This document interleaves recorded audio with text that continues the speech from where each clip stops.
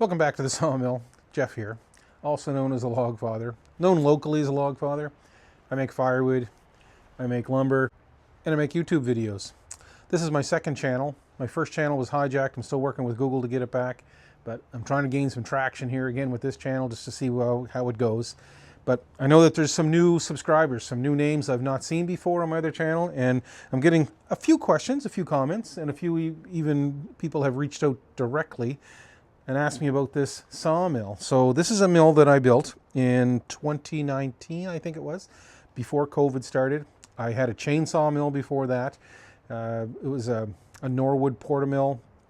I think they call it a PM14, and it had a steel 088 Magnum on it, a huge 123cc chainsaw with a 60-inch bar. I'd cut anything, but it was inefficient, lots of sawdust, 404 chain on it, a harvester chain, and it made a lot of, it was just a great starter mill.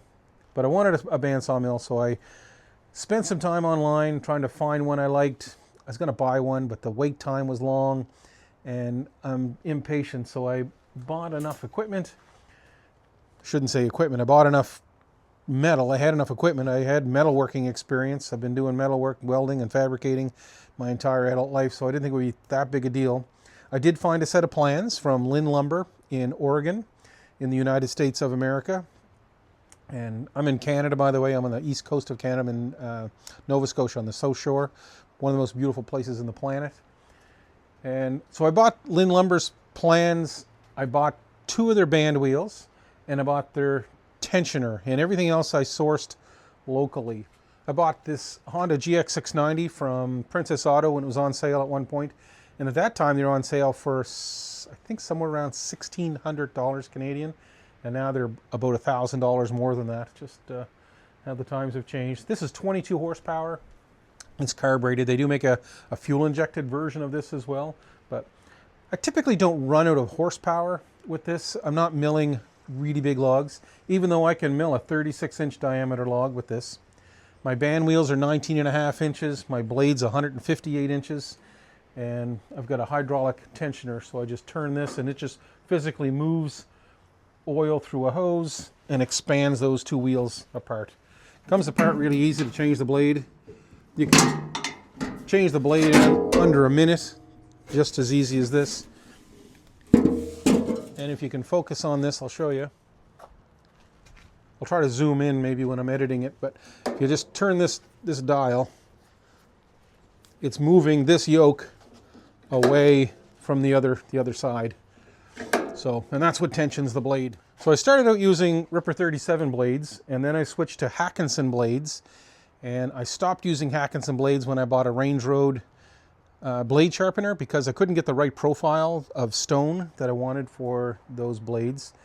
And then I found out that the Wood-Mizer blade has the same profile, so I was using the Wood-Mizer double hard blades, and I have a selection of 7-degree and 10-degree blades, and lots of them, dozens and dozens of blades. And you watch the Wood-Mizer website, and sometimes they have them on sale.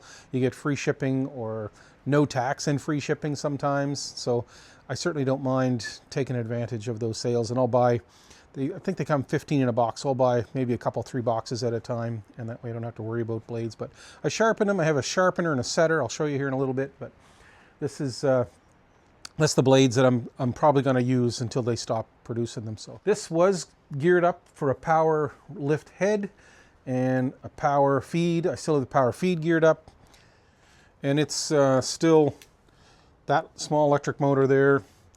I have it geared up with a speed controller in here, so I can turn the speed way down, or I can turn it all the way up, forward, and then that motor will run that up faster than you can walk. Same as coming back. Works really well. This is my lube tank right here. This is a 4-liter garden sprayer tank, and I pressurize it. Just filled with windshield washer. I run that hose, goes up through there, into a filter, and then runs down to a little spigot right there that drips on the blade. And what operates that is a switch on the back of my motor, so that when my throttle linkage, let me see if I can't move this all out the way so you can see. When the throttle linkage comes all the way over, it hits this little wheel, which is a switch, turns that on, and you can see the fluid there dripping. Off, on. So it works really well. It's got a regular automotive battery. It's a 17 amp charging coil on that machine, so it keeps this battery more than charged up. I've never had a problem running this electric motor all day long. I used to have the same electric motor in here, and what I found was that it used to blow past my mark way too fast. That would just end up flying up past, and then I'd have to fine tune it by hand anyway. So if that was the case, it was just as easy for me just to raise and lower the head manually. And I'll show you how easily that's done. So I have a 12-inch diameter pulley here and a band brake with a spring on it, and that holds the head in place. It's as easy, you could move this with one hand. I don't know the number of sprockets. There was a time when I did and had it on another video, but it's roughly 2 turns to the inch, so I can get a good idea. So there I'm starting at a 12-inch and want to bring it down to 1 inch, down to roughly 2 turns to the inch, and that way I can get it in the ballpark pretty easily. So I have these drag back arms. When I cut through the log, these will extend up so that they'll not impede the saw head going through, and then at the end of the cut they fall back down, and then these edges catch the top of the board and pull the board back. These are a little short. I made them so that they'd be 1.25 inches above the blade, but I find that this really should be about maybe 1/4 inch above the blade. So I might make an adjustment, move all of this down where it makes more sense. So I would like to put at some point set works on this, and I had talked to a company in the States who was going to send me the gear for my YouTube channel, but of course since my YouTube channel got hijacked, I figured he got cold feet, as did a few of my other sponsors, so we'll have to work on building those relationships back up. But anyway, until that time comes, or I want to buy that, I think a log turner would be my next investment in time and effort in trying to engineer, because I can mill between 800 and 1,000 board feet a day by myself in an 8 or 9 or 10 hour day, and I'm exhausted, I'm spent, because I'm carrying the slabs, I'm stacking lumber, I'm turning the logs with a PV, I'm going with the tractor to get logs out of the log pile. And it's a lot of work to do that with a manual mill. Now, I do have the luxury of sending that on, not have to push the saw head through the log. It'll go with this own electric motor, and then on the way back, it's pulling the slab back to me, and it just falls on the deck. I reset my cut, send the saw head ahead again to cut the next 1 or 2 inches down, or however you figure that out. And then while that's doing that cut, I take the slab back to the slab rack and make sure that I can find someone to take those slabs. I have 3 backstops. So I have one backstop here. This is for 12 and 16 foot or 14 foot, although I've never milled a 14 foot timber for anybody. I don't even know why people cut 14 foot logs. I have no clue. Anyway, so this is the longest log, uses that backstop and this clamp. And then my middle one, which is the one that gets used the most often, that's my 8 foot mark and a small clamp. And then we have the medium clamp and my farthest forward. That always gets used. Middle one only gets used with 8 and 10 foot, and then 12 and 14 and 16 uses the far clamp and backstop set up. So those backstops, I have to physically move them up each time. And same as the clamps. The clamps, I can take them right out. They've got a sharp end on them there. This is just square tube, 3/16 wall, nothing fancy. And I've got 12 millimeter bolts threaded in here, and that's what clamps them together. We lift that up. I do it without even thinking about it now. And I just slide that in the log and then tighten it up on this cross member, and that log's not going to move. And then this one here is short, and it's short because I made a mistake. I should have made this yoke a mirror image of itself, because if it was longer, it hits the frame going across. So if it was over here, I could have a full length one, but so far it's never been a problem. This clamp will clamp that log, even though it's only up a couple inches. No problem at all. And if I needed to have a longer one for some reason, I could just grab this one out of here, put it in there. It just doesn't have to go down all the way. So I've kind of got it figured out. And if I were to make a power clamp for this with a power turner and power backstops, I would build a new yoke and a hydraulic cylinder here that would actually move this to this side so I can have a long one, maybe a 20-inch long clamp, and that would push the log to those two backstops in the middle. So I do have a blower in here, and it's I think it's a 1 horsepower Craftex. I think it's an 800 CFM. Not sure if I can blow that up enough to read that sticker. Yeah, it looks like 800 CFM. And it's just a regular ubiquitous 4-inch pipe. And I bought, and I fastened on a plastic little triangular ductwork on the end of that chute. And then I have a hose that just drags along the bottom, pumps it up the top, goes out that black ABS pipe to another flexible hose to that white tube out back. And I just keep making piles of sawdust until the hose stops blowing efficiently. And then I go back there with my little front end loader on my tractor and I move that sawdust up into the woods to make roads and paths around our sugar bush. We have a little bit of a sugar bush up there. We make maple syrup, so we use the sawdust just for weed control, that kind of thing. So as you can see on the back wall, there's all kinds of windshield washer fluid. I buy it on sale, usually 5 or 6 cases at a time. And that's what I use for blade lube. A full day blade lube will take usually 2 of those bottles a day. I will mill, depending on if I'm doing a lot of white pine or not. I can mill all day on a 20-liter tank of fuel. I find it very, very efficient with regards to fuel. So I don't think that's ever been an issue. But I like it. I made it a lot wider than the Lynn Lumber's plans called for. This is 42 inches wide, so when I cut a board off the log, I can just lay it off to the side and edge it later. I can edge it on the mill, or I can run it through my Range Road edger, which is behind me here. And we still need to sort all this out. I don't know if you've seen a recent video, but that slab rack was empty, and most of these edges, this pile was empty. So I run this all through my chipper, and we sell those chips, and then we usually call somebody who wants slabs for firewood, and they can take those, you know, as many or as little as they want, just to keep themselves warm. But this Range Road edger allows me to not bother edging on the mill.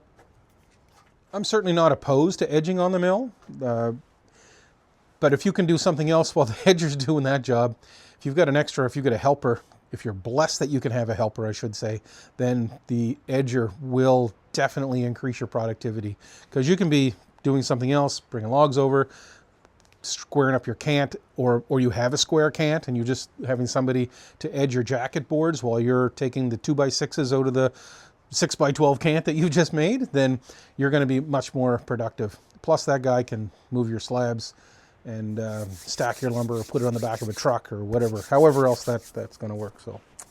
So that's that, I think, about this mill. This will lift the blade from the deck 27 inches high, and I can open up my throat here to allow for a 36-inch wide cut. So I can do a 36-inch wide cut between my band wheels. So I would have to move my blade lube, but that's not a problem. But usually the logs, I think this is 16 or 18 inches, I forget now exactly, between these guide wheels. So remember, there's an edge on the back of these guide wheels. I'm not sure everybody knows that or not, but there's an edge on the back of the guide wheel that the blade hits on when you're cutting, and that's what keeps the blade true. I have sloppy belts. There's belts on each of the band wheels. Some people will call me or call out that the band wheels are out around, or they're bent, or those blades shouldn't be sloppy. And that's nonsense. That keeps that clean. So there's nothing wrong with that. That's the way that's supposed to be. It's 2 belts, centrifugal clutch on the back of that motor that run down. And the magic number, if you're building your own mill, this has to run at 5,200 feet per minute. If you can figure out a way to measure your speed on that 19.5-inch band wheel through a 12-inch pulley and a 4.5-inch pulley at 3,600 RPM, that magic number to be efficient. It doesn't matter if it's a circular saw, if it's a band saw, if it's a hand saw. The magic number is 5,200 feet per minute is how fast that blade or the edge of the cutting wheel, that's how fast it has to go for it to be efficient. So that's just the math of it. It's just physics. I don't know who figured that out, but somebody way smarter than me.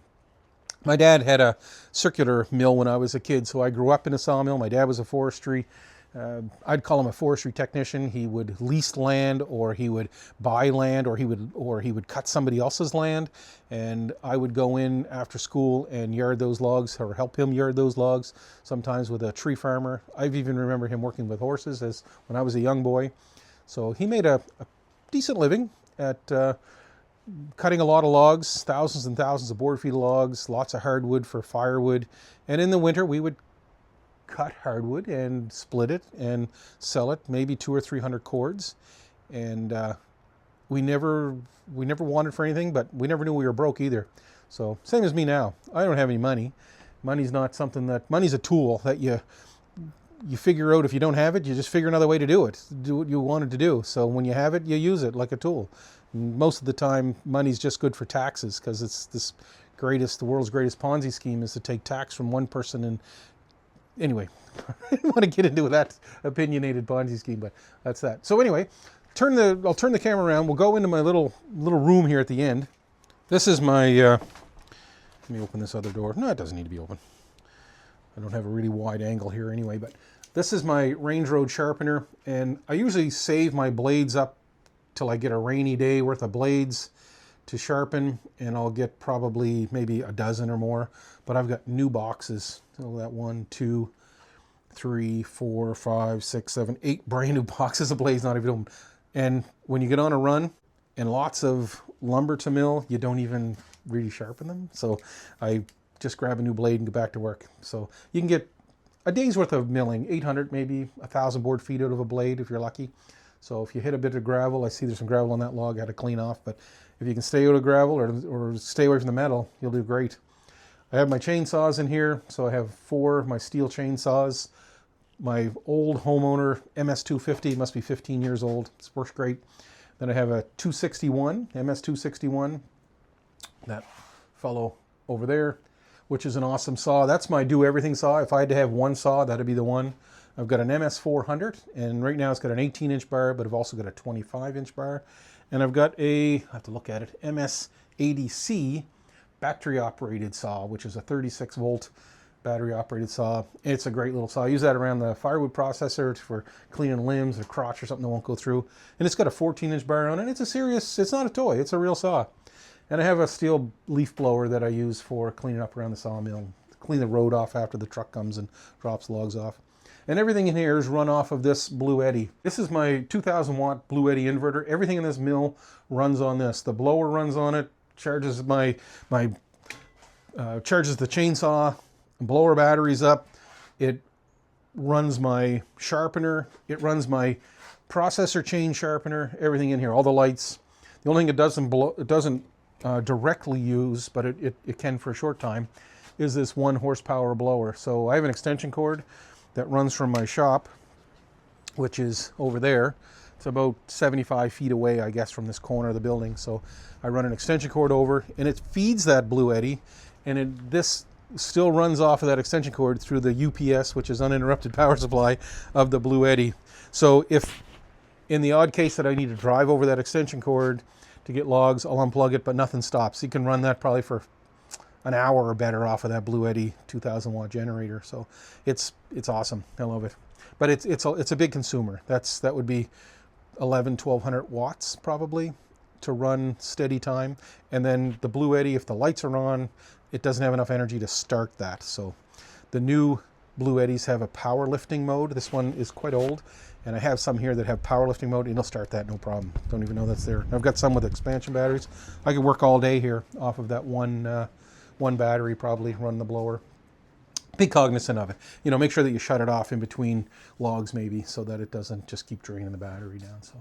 So anyway, that's a little bit of a tour of the mill. Well, the only other thing I wanted to show you was some of the scrap that we make, which is the unfortunate part of this business. Of course, the sawdust out back is all scrap, and we do have somebody that comes and collects it by the bag for composting toilets. I just give that to them.